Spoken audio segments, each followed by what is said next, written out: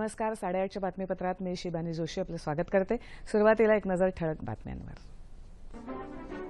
पंतप्रधान नरेंद्र मोदींनी घेतली श्रीलंकेच्या राष्ट्रपतींची भेट. सर्वांची साथ सर्वांचा विकास या सूत्रासह श्रीलंकेच्या विकासाला मदत करण्याचं दिलं आश्वासन. ईव्हीएम संदर्भात मुख्य निवडणूक आयोगानं आज बोलावली सर्वपक्षीय बैठक. नरीमन पॉइंट ते कांदिवली या महत्वाकांक्षी कोस्टल रोडला केंद्रीय पर्यावरण मंत्रालयाची अंतिम मंजुरी. आणि नवी दिल्लीत सुरू असलेल्या आशियाई कुस्ती अजिंक्यपद स्पर्धेत भारताच्या अनिल कुमार तसंच ज्योतीची कांस्य पदकाची कमाई. नमस्कार आणि आता सविस्तर वृत्त. श्रीलंका दौऱ्यादरम्यान पंतप्रधान नरेंद्र मोदी आज वेसाक महोत्सवात प्रमुख अतिथी म्हणून उपस्थित राहणार आहेत. डिकुया इथल्या भारताच्या सहकार्यानं उभारण्यात आलेल्या एका अत्याधुनिक रुग्णालयाचं उद्घाटनही पंतप्रधान मोदी आज करणार आहेत. तसंच कॅन्डी इथल्या चहाच्या मळ्यात काम करणाऱ्या भारतीय वंशाच्या कामगारांशी ते संवाद साधणार आहेत. तसंच एका जाहीर सभेलाही संबोधित करणार आहेत. श्रीलंकेचे पंतप्रधान रानिल विक्रमसिंघे यांनी काल कोलंबोमध्ये पंतप्रधान मोदी यांचं स्वागत केलं. त्यानंतर पंतप्रधानांनी गंगा रामय्या मंदिरात पूजा करत दीप प्रज्वलन करून वेसाक महोत्सवाचं विधिवत उद्घाटन केलं. पंतप्रधानांनी काल श्रीलंकेचे राष्ट्रपती मैत्रीपाल सिरिसेना यांचीही भेट घेतली. या बैठकीत उभय देशांच्या दृष्टीनं महत्त्वाच्या मुद्द्यांवर द्विपक्षीय चर्चा झाली. येत्या काळात सर्वांची साथ सर्वांचा विकास या सूत्रानिशी श्रीलंकेच्या विकासासाठी सर्वतोपरी मदत करण्याची तयारी या चर्चेच्या वेळी पंतप्रधानांनी दाखवल्याची माहिती परराष्ट्र व्यवहार मंत्रालयानं दिली आहे. अंतराळ क्षेत्रात सार्क उपग्रहाद्वारे सर्व मदत करण्याचं आश्वासन पंतप्रधान मोदी यांनी यावेळी सिरिसेना यांना दिलं.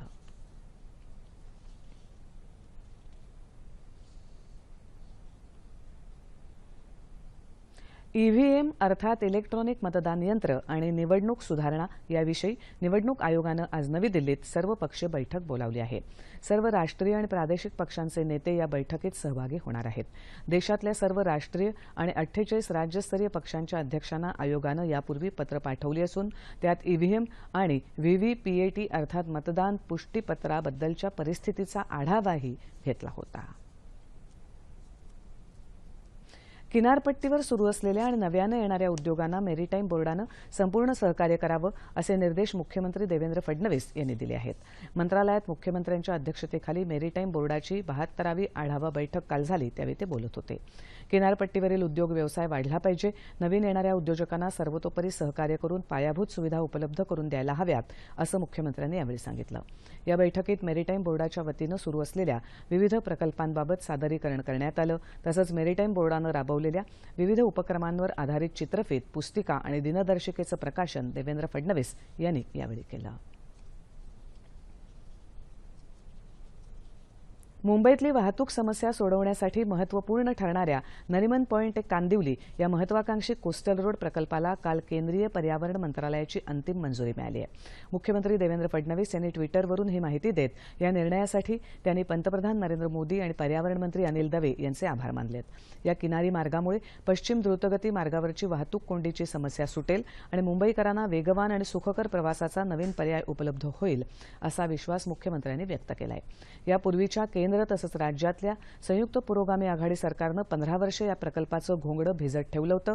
मात्र विद्यमान रालोआ सरकारनं केवळ 2 वर्षात हा प्रकल्प मार्गी लावला असं मुख्यमंत्र्यांनी स्पष्ट केलं आहे. 35.6 किलोमीटरचा हा मार्ग असून सुमारे 8,500 कोटी रुपयांचा खर्च या मार्गासाठी अपेक्षित आहे. नरीमन पॉइंट इथे असलेला मनोरा आमदार निवासापासून सुरू झालेला हा मार्ग कांदिवलीपर्यंत असणार आहे. या मार्गावरील एनसीपीए ते एपीएनसी पर्यंतचा मार्ग भूमिगत असणार आहे.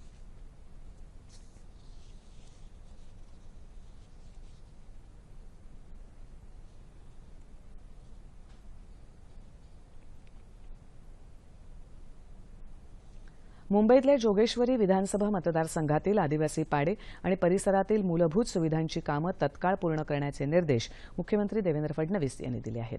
जोगेश्वरी विधानसभा मतदारसंघातील विकास कामांबाबत आढावा बैठक मंत्रालयात झाली त्यावेळी मुख्यमंत्री काल बोलत होते. यावेळी गृहनिर्माण राज्यमंत्री रवींद्र वायकर, महिला आणि बालविकास राज्यमंत्री विद्या ठाकूर, आमदार आशिष शेलार, पराग अळवणे, गृहनिर्माण विभागाचे अप्पर मुख्य सचिव संजय कुमार, झोपडपट्टी पुनर्वसन प्राधिकरणाचे मुख्य कार्यकारी अधिकारी विश्वास पाटील उपस्थित उपस्थित होते. भुयारी मार्ग, इंदिरानगर, रेल्वे झोपडपट्टी, रत्नागिरी विहिरींना परवानगी, फोर्स 1 हद्दीतील कामं, पशुवैद्यकीय महाविद्यालय परिसरातील आदिवासी पाड्यांना नागरी सुविधा पुरवणं अशी कामं संबंधित विभागांनी लवकरात लवकर पूर्ण करावी. तसंच आदिवासी पाड्यांना गावठाण्याचा दर्जा देऊन त्यांच्या उपजीविकेच्या संरक्षणासहित पुनर्वसन करावं अशी सूचना मुख्यमंत्र्यांनी यावेळी केली. राज्यातल्या धरण आणि जलसाठ्याच्या साठवण क्षमतेत वाढ व्हावी यासाठी गाळमुक्त धरण आणि गाळयुक्त शिवार ही नवीन योजना सरकारनं सुरू केली आहे. या योजनेअंतर्गत गाळ काढण्यासाठी लागणारी यंत्रसामुग्री आणि इंधनाचा खर्च सरकार करणार आहे अशी माहिती जलसंधारण मंत्री प्राध्यापक राम शिंदे यांनी बुलडाणा इथे आयोजित पत्रकार परिषदेत काल दिली. जिल्ह्यात जलयुक्त शिवार योजनेअंतर्गत झालेल्या कामांची पाहणी करण्यासाठी आणि नव्यानं सुरू झालेल्या गाळमुक्त धरण गाळयुक्त शेतशिवार योजनेच्या कामाचा शिंदे यांच्या हस्ते शुभारंभ करण्यात आला. जलसाठ्यांमध्ये गाळ साचल्यामुळे पाणी साठवण्याची क्षमता कमी झाली. ही क्षमता वाढवण्यासाठी आणि धरणात साचलेल्या गाळाचा उपयोग शेतीची उत्पादन क्षमता वाढवण्यासाठी होणार आहे असं ते म्हणाले. पुढच्या 4 वर्षांमध्ये या योजनेसाठी 6,236 कोटी रुपये टप्प्याटप्प्यानं खर्च करणार असल्याचं शिंदे यांनी यावेळी सांगितलं. हिंगोली इथे केंद्रीय उत्पादन शुल्क आणि विक्रीकर विभागाच्या वतीनं जीएसटी अर्थात वस्तू आणि सेवा या नव्या कर प्रणालीची सर्वसामान्यांना माहिती व्हावी यासाठी चर्चासत्राचं आयोजन करण्यात आलं होतं. केंद्रीय उत्पादन शुल्क विभाग आणि विक्रीकर विभागाचे अधिकारी यावेळी उपस्थित होते. जीएसटी विषयक विविध तरतुदी आणि त्याची उपयुक्तता याबद्दल दृकश्राव्य माध्यमातून उपस्थितांना माहिती देण्यात आली. जीएसटी ही अत्यंत सोपी आणि सुटसुटीत प्रक्रिया असून व्यापाऱ्यांनी या नव्या कर प्रणालीची भीती बाळगू नये असं आवाहन करत या प्रणालीमुळे काळा बाजार रोखण्यासही मदत मिळेल असा विश्वास आयोजकांनी यावेळी व्यक्त केला. डॉक्टर बाबासाहेब आंबेडकर यांच्या 126व्या जयंतीनिमित्त पुण्यात लोकशाही समंजस संवाद डॉक्टर बाबासाहेब आंबेडकर सत्याग्रह 90व्या स्मरणवर्ग विशेषांकाचं काल प्रकाशन करण्यात आलं. पुण्याचे उपमहापौर नवनाथ कांबळे यावेळी उपस्थित होते. माणसाच्या अस्मितेसाठी बाबासाहेबांनी अनेक लढाया लढल्या. त्यांच्या साहित्यातून तरुण पिढीनं प्रेरणा घेणं गरजेचं असून सर्वव्यापी असलेले आंबेडकर व्यापक पद्धतीनं उलगडण्याची आवश्यकता आहे असं मत कांबळे यांनी यावेळी व्यक्त केलं. महाडच्या सत्याग्रहाला 90 वर्ष पूर्ण होताना त्याचं स्मरण करून देणारा हा अंक आहे. चौदार तळ्याचा सत्याग्रह आणि मनुस्मृतीची होळी या निमित्तानं पुन्हा एकदा समजून घ्यायला मिळणार आहे असंही कांबळे म्हणाले. पुण्याचे विभागीय माहिती कार्यालय, लोकशाही समंजस संवाद आणि डेमोक्रॅटिक पब्लिकेशन नेटवर्कच्या वतीनं या कार्यक्रमाचं आयोजन करण्यात आलं होतं.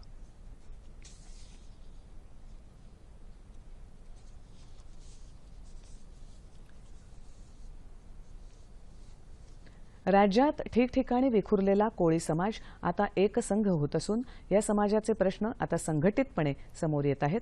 त्यामुळे सरकारनं कोळी समाजाचे प्रश्न आता लवकर सोडवावेत अशी अपेक्षा कोळी समाजाचे राष्ट्रीय अध्यक्ष अनंत तरे यांनी व्यक्त केली आहे.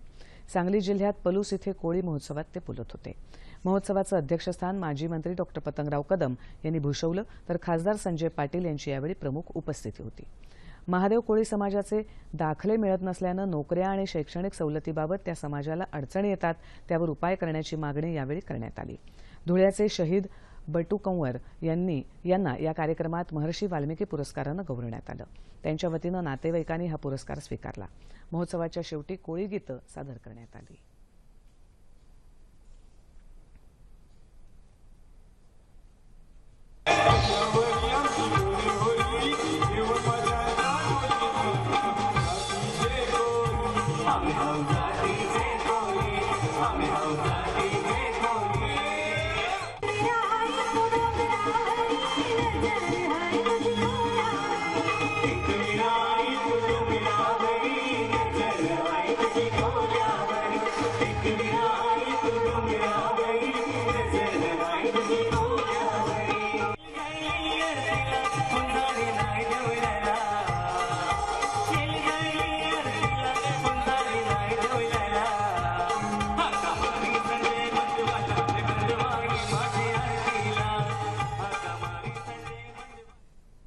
वाशिम जिल्ह्यातल्या मांगुळ झनक इथल्या सिद्धार्थ लेमाडे या शेतकऱ्यानं पॉली हाऊसच्या माध्यमातून गुलाब शेती फुलवली आहे. लेमाडे यांनी आपल्या 10 गुंठे शेतीमध्ये पॉली हाऊस उभारून डच जातीच्या 8,000 गुलाबांची रोपं सर पद्धतीनं लावली. त्यात सेंद्रिय खताचा उपयोग करून ठिबक सिंचनाखाली गुलाब शेती फुलवली. कृषी खात्याकडून लेमाडे यांनी 50% अनुदानावर पॉली हाऊस आणि पॅकिंग हाऊस घेत गुलाब शेती यशस्वी केली आहे.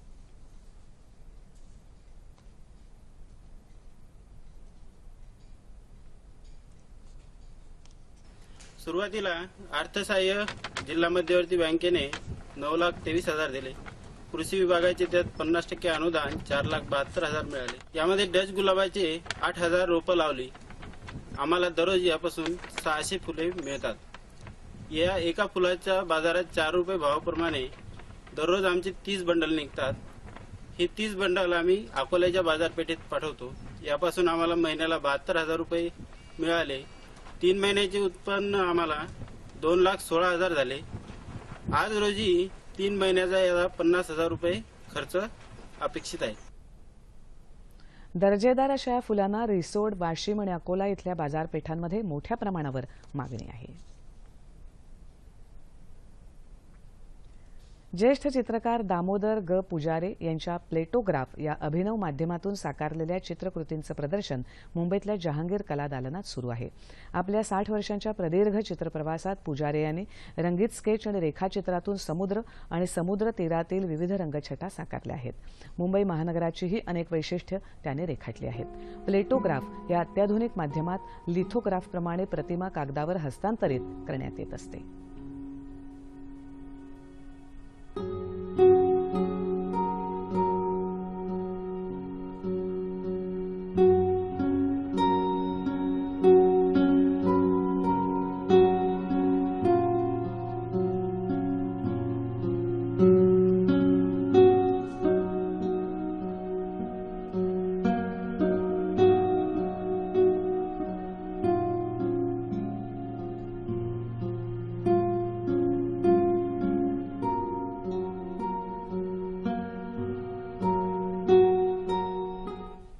येत्या 15 मेपर्यंत हे प्रदर्शन खुलं आहे.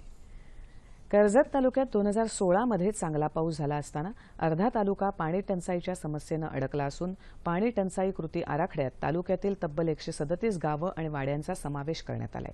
त्यातल्या 24 गावांना आणि 62 आदिवासी वाड्यांना टँकरनं पाणीपुरवठा करण्याचं नियोजन संभाव्य कृती आराखड्यात करण्यात आलंय. त्यानुसार सध्या 10 आदिवासी पाडे आणि 4 गावं यामध्ये 3 टँकरद्वारे पाणीपुरवठा करण्यात येत असून तालुक्यातील पाण्याची भीषणता आणि गावागावातील मागणीनुसार अधिक टँकरची सोय करण्यात येणार आहे. दरम्यान मार्च महिन्यापासून कर्जत तालुक्यात अनेक ठिकाणी पाणी टंचाईनं ग्रामस्थ आणि प्रामुख्यानं आदिवासी हैराण झाले असून गावागावात असलेल्या विहिरीही आटल्या आहेत. आदिवासी महिलांना पाण्यासाठी वणवण करावी लागते. आदिवासी पाड्यांवर असलेल्या नळ योजनेला पाणीच नसल्यानं खाजगीरित्या पाणी विकत घ्यावं लागतंय. तालुक्यात सध्या 19 विंधन विहिरी बांधण्याचं काम सुरू असून त्याद्वारे पावसाचं पडणारं पाणी जलसंधारण योजनेअंतर्गत साठवण ठेवणार असून तालुक्यातील असणारं धरण, तलाव यातील साचलेला गाळ जलशिवार योजनेअंतर्गत लवकरच काढण्यात येणार आहे.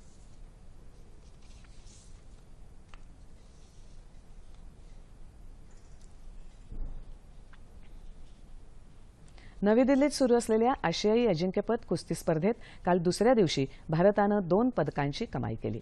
अनिल कुमारनं ग्रीको रोमन प्रकारात 85 किलो वजनी गटात तर ज्योतीनं 75 किलोग्रॅम वजनी गटात कांस्य पदक पटकावलं. या विजयामुळे भारताची एकूण पदक संख्या आता 3 इतकी झाली आहे.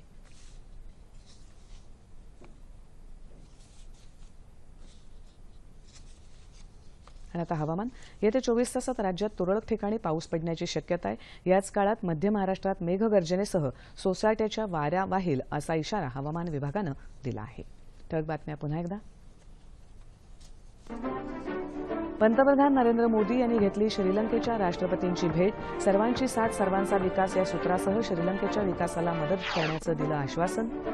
ईव्हीएम संदर्भात मुख्य निवडणूक आयोगानं आज बोलावली सर्वपक्षीय बैठक. नरिमन पॉइंट ते कांदिवली या महत्वाकांक्षी कोस्टल रोडला केंद्रीय पर्यावरण मंत्रालयाची अंतिम मंजुरी.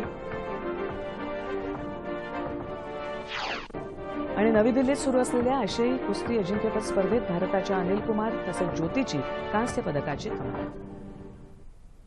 याबरोबरच हे बातमीपत्र संपलं. पुन्हा भेटूया सकाळी 11:30 वाजता पुढच्या बातमीपत्रात.